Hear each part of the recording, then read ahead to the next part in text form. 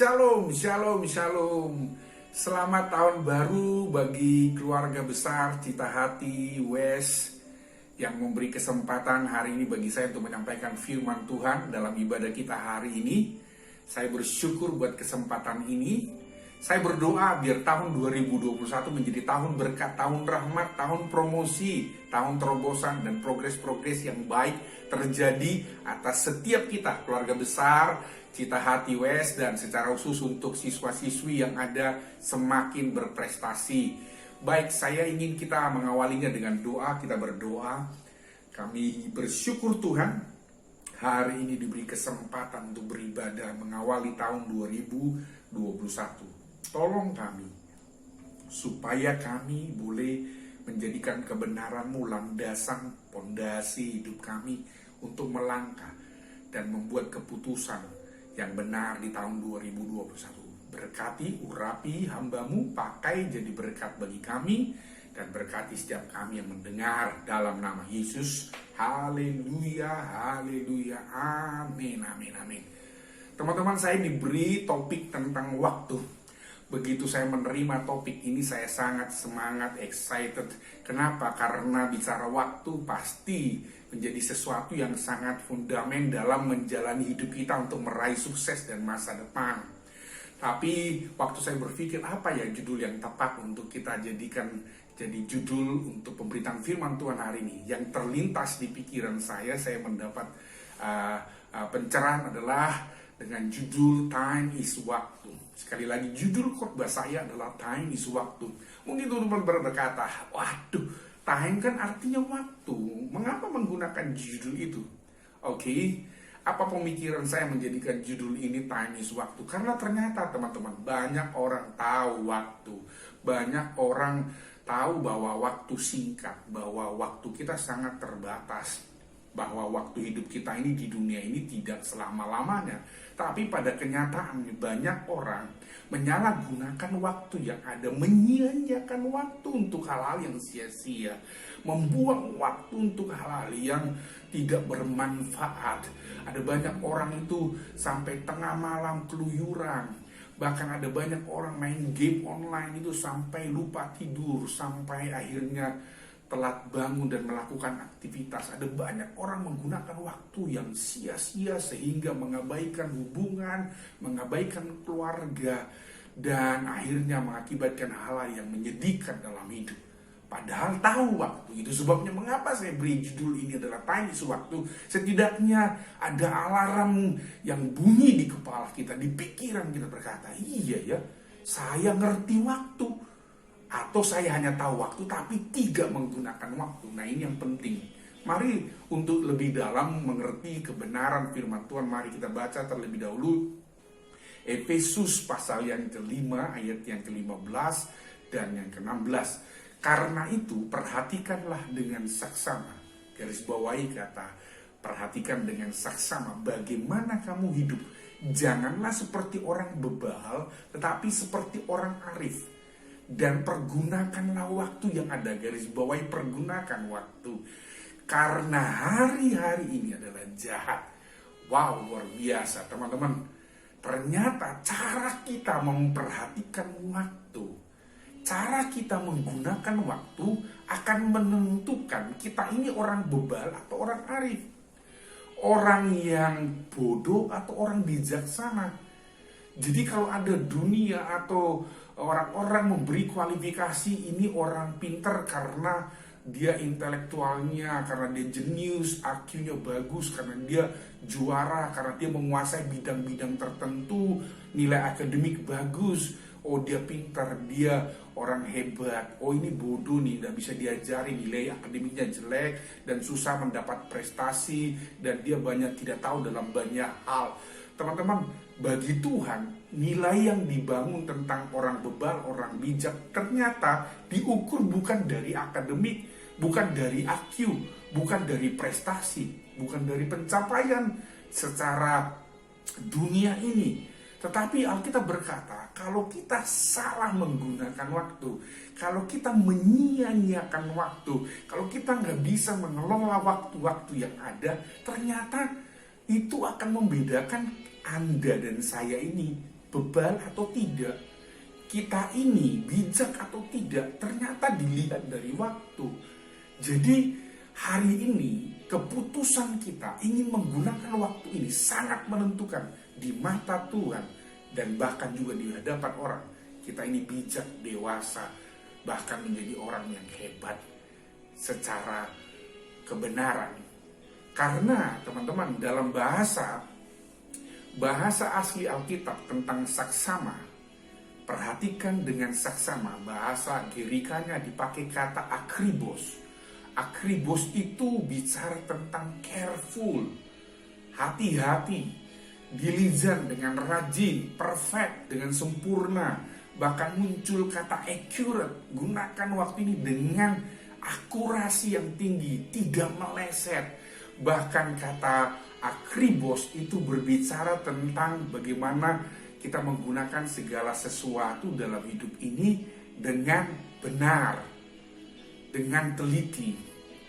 Artinya teman-teman, bahwa yang Tuhan mau dari hidup kita ini harus hati-hati, harus tidak main-main, gak boleh meleset, gak boleh sekedar hidup, apalagi hidup sembarangan, apalagi sesuka-sukanya kita. Enggak, harus punya akurasi, harus punya ketepatan, harus punya koridor yang benar, sehingga kita ini tidak menyimpang dari apa yang Tuhan mau. Dalam satu terjemahan dikatakan begini, therefore be very careful how you live. Jadi dikatakan engkau harus benar-benar hati-hati menggunakan hidup ini. Bagaimana engkau hidup harus hati-hati. Karena ayat terakhir tadi dikatakan hari-hari ini jahat. Jadi teman-teman, jadi ternyata bagaimana kita menggunakan waktu akan menentukan. Tadi yang pertama adalah kita ini bebal atau bijak. Yang kedua, kita ini bisa terjebak dengan hal yang jahat atau tidak. Jadi harus benar-benar kita bisa menggunakan waktu ini sebaik-baiknya. Nah, sebelum lebih lanjut, coba kita pelajari apa kata dunia tentang waktu. Nah, ini kata dunia, konsep dunia tentang waktu adalah bahwa waktu itu adalah melingkar, circular. Artinya satu kali kelak ada kehidupan yang lain, atau dalam dunia timur disebut reinkarnasi. Makanya ada istilah kalau orang itu tidak benar hidupnya, kalau dalam prinsip reinkarnasi nanti hidupnya mengalami degradasi kualitas, menjadi makhluk yang lebih rendah, atau hidup di alam yang tidak baik di berikut dalam kehidupan yang lain. Kalau dia melakukan yang baik, dia akan menjadi makhluk yang mulia dalam kehidupan yang berikutnya.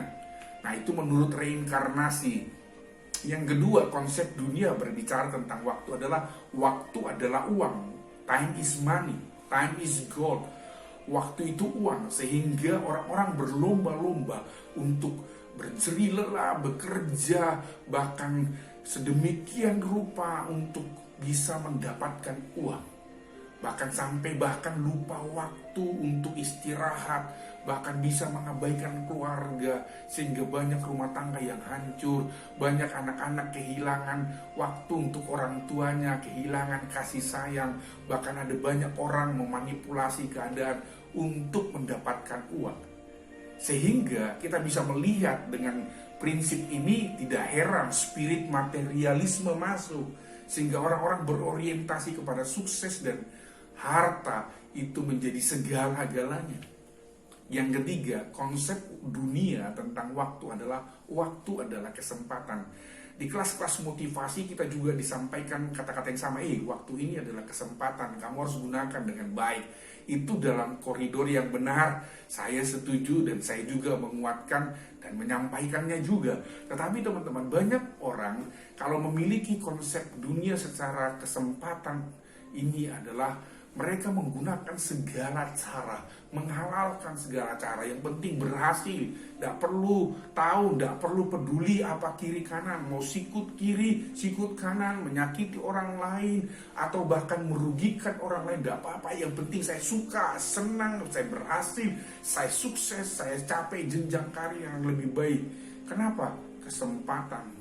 Bahkan ketika orang bersentuhan dengan kata hidup adalah kesempatan, maka teman-teman, dia bisa terabas nilai-nilai, dia bisa terabas norma-norma, sehingga banyak hal yang hidupnya penuh dengan yang namanya kompromi dan kejahatan. Ini konsep dunia tentang waktu. Nah, apa konsep Tuhan, konsep firman Tuhan tentang waktu? Konsep yang pertama, menurut firman Tuhan, waktu itu adalah pemberian Tuhan berkaitan dengan kekekalan. Coba kita baca Pengkhotbah 3 ayat 11. Ia membuat segala sesuatu indah pada waktunya. Bahkan ia memberikan kekekalan dalam hati mereka, tetapi manusia tidak dapat menyelami pekerjaan yang dilakukan Allah dari awal sampai akhir. Teman-teman, firman Tuhan berkata, ini orang yang paling berhikmat pada zamannya, yaitu Salomo, berkata bahwa Tuhan membuat segala sesuatu indah pada waktunya. Ada waktu kita dilahirkan, waktu kita bertumbuh, waktu kita belajar, waktu kita menikah kelak, waktu kita tua dan mendapatkan banyak hal. Semua ditata oleh Tuhan dengan indah. Bahkan ketika saudara mendapatkan kesempatan dalam hidup ini, Tuhan beri semuanya itu di dalam koridor dan kedaulatannya. Tetapi teman-teman perhatikan bahwa ternyata Tuhan berikan kita waktu ini ternyata bukan hanya untuk kita habiskan di dunia ini. Ternyata waktu-waktu kesempatan yang ada adalah masa persiapan kita untuk kita siapkan kelak kembali kepada kekekalan. Karena ternyata di dunia kita yang sementara ini, kita ini tidak selama-lamanya. Hidup ini tidak abadi. Kita ini sementara, teman-teman. Karena kelak kita akan kembali kepada kekekalan. Jadi cara kita mengerjakan, mengisi waktu ini akan sangat menentukan apa yang kita alami dalam kekekalan, apa yang kita dapatkan kelak dari Tuhan dalam hidup kita. Jadi apapun yang dipercayakan Tuhan, ingat ada masanya. Kalau engkau diberi jabatan, ingat jabatan ada masanya. Sekolah ada masanya. SMP, SMA, 3 tahun Anda kuliah juga ada masanya. Ada bekerja.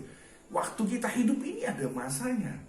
Waktu yang terbatas ini disebut kronos, teman-teman. 1 minggu itu 7 hari. 1 hari 60, 1 hari 24 jam, 1 jam 60 menit gitu ya. Teman-teman perhatikan bahwa ternyata itu kronos yang terbatas. Tetapi Tuhan beri kita kairos. Kairos itu adalah kesempatan, momentum. Apapun waktu engkau sekolah di Cita Hati, ini kairos loh teman-teman. Kau ibadah online, ini kairos, kesempatan. Kita harus pakai. Kita tidak boleh sia-siakan. Kita harus mengerjakan kekekalan dalam kesementaraan. Jadi ibadah kita ini kita sedang mengerjakan kekekalan. Kita belajar dengan sungguh-sungguh menghormati orang tua, menghormati para pendidik-pendidik kita, bahkan orang-orang di sekitar sana. Ketika kita menolong mereka, bantu mereka, itu kita sedang mengerjakan kekekalan. Kita sedang mengerjakan kebenaran. Itu yang Tuhan mau, bahwa waktu ini adalah waktu-waktu persiapan. Karena kelak kita tidak selama-lamanya ada di dunia ini. Kita akan kembali kepada kekekalan. Yang kedua, teman-teman, apa kata firman Tuhan tentang waktu? Waktu itu bersifat linear, garis lurus. Waktu yang berlalu tidak akan terulang. Jadi, apa yang harus kita lakukan? Jangan tunda-tunda waktu. Ibrani 4 ayat 7 berkata, sebab itu ia menetapkan pula suatu hari, yaitu hari ini, ketika ia setelah sekian berlama berfirman dengan perantaran Daud seperti dikatakan di atas, pada hari ini jika kamu mendengar suaranya, janganlah keraskan hatimu.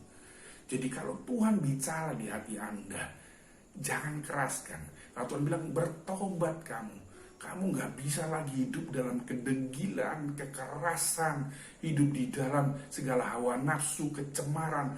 Tuhan kalau tegur engkau dengan firman, bahkan lewat suara hatimu berbicara, nah kembali, jangan keraskan hatimu. Karena kalau tidak, akan ada masanya, waktu ini berakhir. Bahkan mungkin kita akan mengalami hal-hal yang menyedihkan, hal-hal yang tragis. Jangan keraskan. Kalau Tuhan bicara ampuni orang tuamu, ampuni dia, ampuni, jangan tahan teman-teman. Lakukan. Kalau Tuhan bilang ayo ibadah, ibadahlah. Kalau Tuhan gerakkan engkau untuk menolong orang lain, tolonglah. Jangan tunda-tunda, karena waktu tidak akan berulang. Gunakan waktu ini dengan sebaik-baiknya. Nah, setelah mengerti konsep dunia dengan waktu dan konsep firman Tuhan dengan waktu, apa yang kita harus lakukan? Apa yang harus kita simpulkan dari Efesus pasal 5 ayat yang ke-15 dan 16? Kalimat itu berkata, pergunakanlah waktu yang ada. Kata pergunakan dipakai kata exagorazo. Exagorazo dalam bahasa Inggris dipakai kata redeeming. Redeeming your time. Tebus waktumu. Artinya teman-teman apa? Di masa yang lalu, tahun yang lalu, bulan yang lalu, kita baru meninggalkan tahun 2020. Mungkin di 2020 ada banyak hal, kata-kata kotor, kata-kata sia-sia, suka berontak, suka menyalahkan orang lain, suka bully teman, bahkan tidak mengerjakan tugas, bahkan pergi ke pergaulan yang salah. Engkau sudah banyak melakukan hal yang menyakiti Tuhan, hal-hal yang merugikan orang lain. Tuhan bilang tebus, bayar harganya. Kamu harus lakukan sesuatu untuk kita mengalami janji Tuhan. Jadi kita harus tebus waktu ini. Nah, menebus waktu itu bagaimana? Pertanyaannya, menebus waktu dengan cara apa? Yang pertama, dikatakan apa? Prioritaskanlah kerajaan Allah. Waktu yang kita gunakan akan menunjukkan siapa prioritas kita. Matius 6 ayat 33. Tetapi carilah dahulu kerajaan Allah dan kebenarannya, maka semuanya itu akan ditambahkan. Apa semuanya itu teman-teman? Kau punya mimpi, cita-cita, kebahagiaan, masa depan, sukses, karir, keluarga, pernikahan, dan apapun yang kau sedang doakan, kau sedang gumuli, Tuhan bilang ini aku akan tambahkan, jadikan bonus. Yang penting lakukan kalimat yang di depannya, carilah dahulu. Kata dahulu bukan past time, bicara masa lalu, bukan. Ini bicara prioritas, bahwa kita menjadikan kerajaan, kebenaran, janjinya, firmannya itu menjadi prioritas. Ibadah ini prioritas loh teman-teman. Kadang ada orang itu salah prioritas, bahkan tidak relevan. Waktunya belajar, main. Waktunya ibadah, tidur.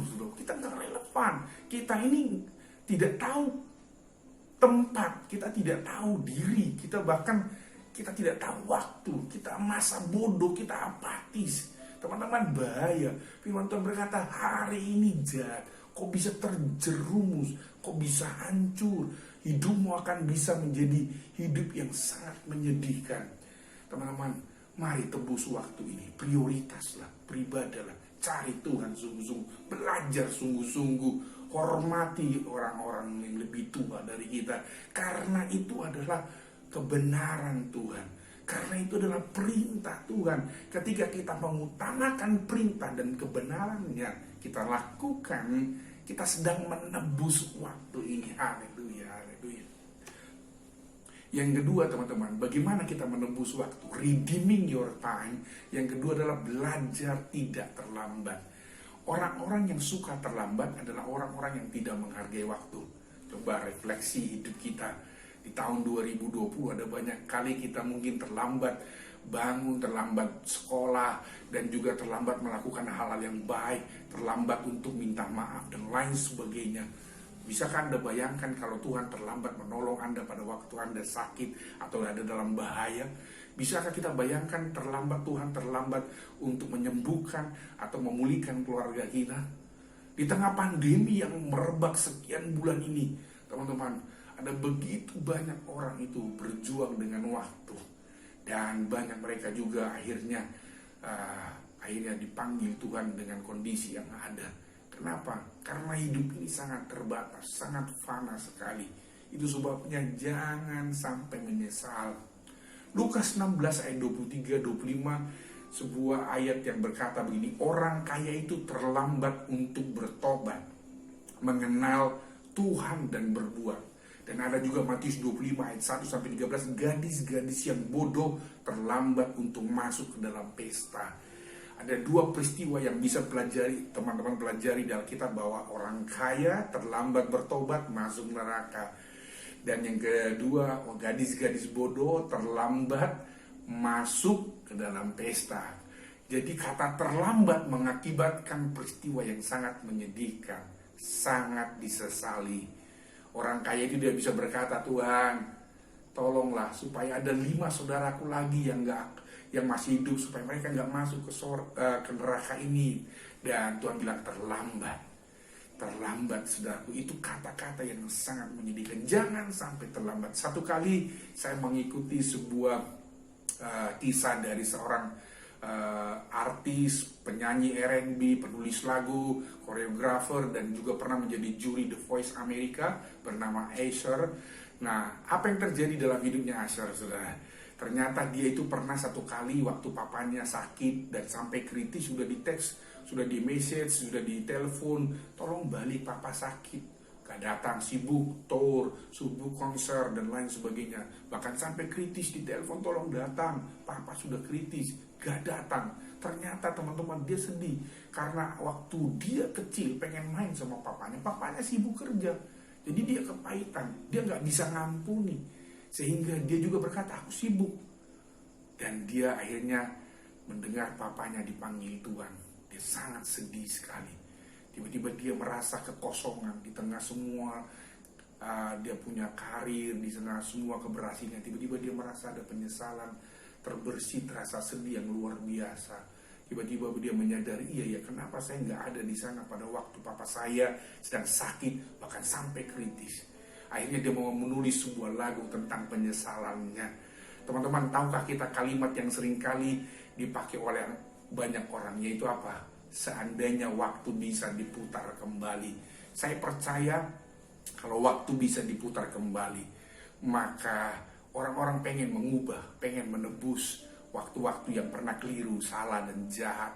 Tapi ternyata waktu linear, waktu tidak bisa diputar kembali. Hanya ada penyesalan. Itu sebabnya sebelum kita menyesal, sebelum segala sesuatunya terlambat, gunakan waktu ini teman-teman dengan baik, supaya kita penuh dengan kebahagiaan. Teman-teman bisa nggak bayangkan, sewaktu segala sesuatu di usia kita ini dikalkulasi selama kita hidup, sebenarnya yang kita lakukan dalam hidup ini apa aja, begitu ya. Nah ini kalau dibedah, dikalkulasi, seandainya kita hidup 80 tahun, maka berapa banyak waktu yang kita pakai untuk hal-hal yang di bawah ini, yang saya mau sampaikan.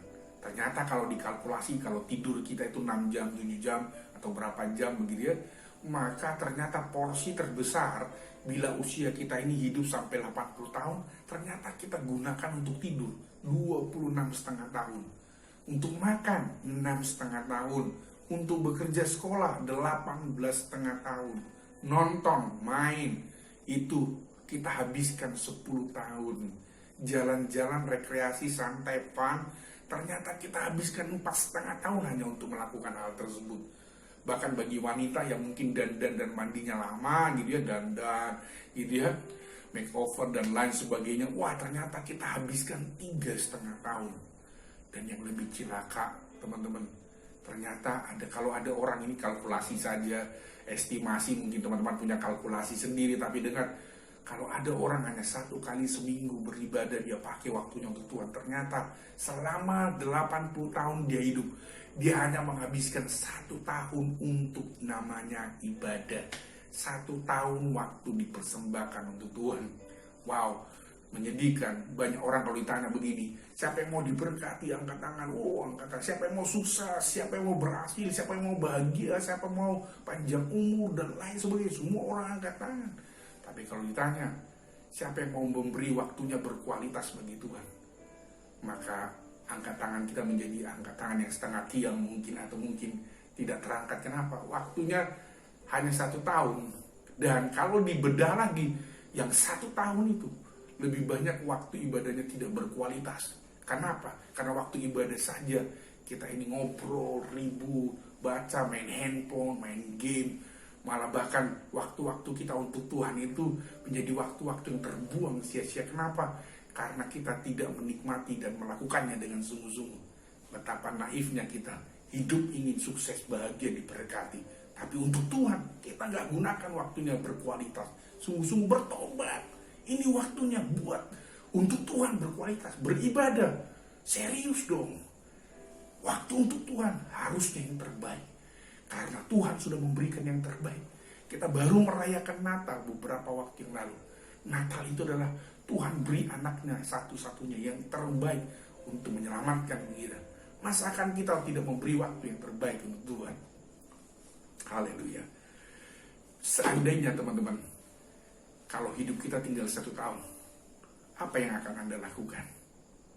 Apakah Anda tetap akan menyia-nyiakan, membuang waktu saudara, bergaul dengan orang yang salah, bermain di luar sana, dugem, dan lain sebagainya, sampai saudara mungkin melakukan hal-hal yang penuh dengan kecemaran? Apakah saudara akan tetap itu? Melakukan hal yang menyakiti Tuhan? Atau mungkin saya persempit, kalau waktu Anda divonis tinggal 1 bulan lagi, apakah Anda tetap mau menyia-nyiakan waktu ini?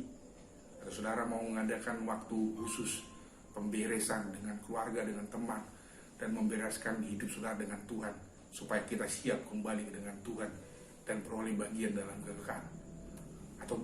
Atau bahkan bila waktu Anda tinggal 1 hari lagi, apa yang Anda lakukan? Teman-teman, saya baru kehilangan banyak orang-orang yang luar biasa, sahabat, di tengah pandemi ini, karena dipanggil Tuhan. Ada yang masih muda, ada yang sebaya dengan saya, ada yang lebih tua dari saya.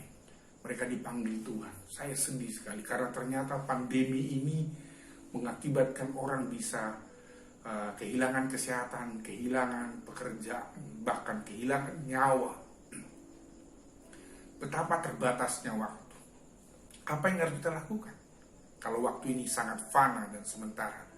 Karena di tengah pandemi ini kita mulai bisa melihat sekaya apapun seseorang, sepintar apapun seseorang, latar belakang seperti apapun, tiba-tiba berhadapan dengan kematian, berhadapan dengan virus COVID, semuanya tidak berarti, semuanya menjadi nol, dan semuanya menjadi sia-sia kalau kita tidak kenal Tuhan.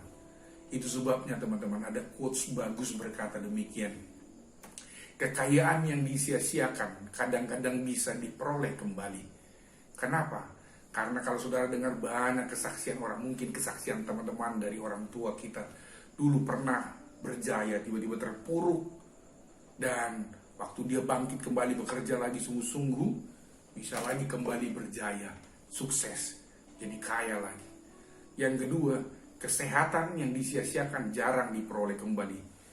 Pandemi COVID-19 menjadi saksi bahwa orang ketika berhadapan dengan sakit penyakit, maka ada yang sembuh. Waktu saya baca berita terbaru hari ini dikatakan begini, kasus COVID-19 yang sudah melanda selama 11 bulan ini, 10 bulan ini, dikatakan sudah mengena kepada 84,5 juta orang yang terpapar, dan yang sembuh 47,6 juta orang, dan yang meninggal 1,84 juta orang di seluruh dunia. Mungkin kita bisa mendata untuk Indonesia atau Surabaya, tapi secara total angka kematian yang sangat tinggi. Itu berarti kesehatan kalau disia-siakan jarang diperoleh kembali. Tetapi yang lebih fatal adalah waktu yang disia-siakan tidak pernah diperoleh kembali. Itu sebabnya teman-teman, kalau kau punya waktu, ini waktunya kau mengasihi keluarga, mengasihi papa mama, mengasihi adik saudara, mengasihi Tuhan terutama. Karena waktu ini tidak pernah kembali. Jangan sampai menyesal. Kembali kepada Tuhan. Lakukan hal-hal yang benar. Tinggalkan semua hal-hal yang jahat. Gunakan waktu ini. Bekerjalah dengan baik. Belajarlah dengan sungguh-sungguh. Cintailah Tuhan. Beribadah dengan sungguh-sungguh. Maka percayalah berkat Tuhan. Firman Tuhan tadi berkata, semuanya itu akan ditambahkan kepadamu. Ketika Dia yang menjadi yang terutama, kita muliakan, maka Tuhan akan memberkati hidup kita, masa depan kita. Haleluya, haleluya. Saya berdoa biar firman Tuhan yang hari ini kita dengar membangun fondasi kita, supaya 2021 kita sungguh-sungguh menggunakan waktu ini mengerjakan kekekalan dalam kesementaraan. Mari kita berdoa. Terima kasih Tuhan buat kesempatan ini, kami sudah mendengar firman-Mu. Mari berkati kami, lawat kami, supaya kami sungguh-sungguh boleh mengerti bahwa Tuhan, hidup kami ini sangat fana, sementara. Itu sebabnya kami mau menggunakan waktu ini dengan benar. Kami tidak mau menyia-nyiakan waktu ini untuk hal-hal yang sia-sia. Ampuni kami Tuhan, tolong kami, supaya kami hidup di dalam kehendak Allah. Berkati keluarga besar Cita Hati West, semakin Tuhan pakai, terus mengalami Tuhan Yesus kebaikan, kemurahan Tuhan, dalam nama Tuhan Yesus. Haleluya, amin, amin, amin. Tuhan memberkati Anda. Haleluya, haleluya. God bless you.